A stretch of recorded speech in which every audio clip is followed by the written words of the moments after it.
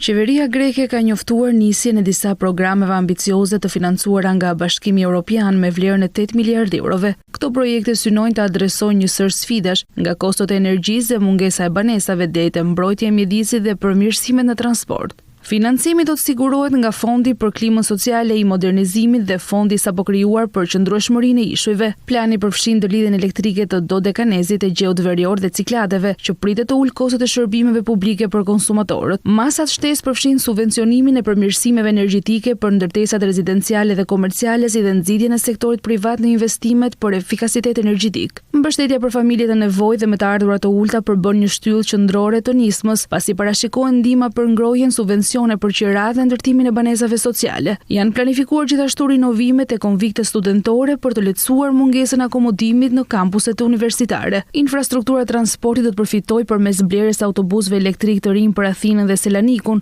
si dhe një rikonstruksion madhor të metros së Athinës. Paralelisht do prioritizohen projekte që trajtojnë mungesën e ujit, duke përfshirë ndërtimën e digave. Plani gjithashtu përfshin mbështetje për ndërmarrjet e vogla në mënyrë që të modernizojnë sistemet e tyre energjetike, investime për kursimin e energjisë në industri dhe subvencione për punonësit e administratës publike në disa zona me mungesë banesash. Për më tepër, qeveria synon të mbështesë përmirësimin e lidhjes energjetike të anijeve përmes partneriteteve në kantieret detare greke.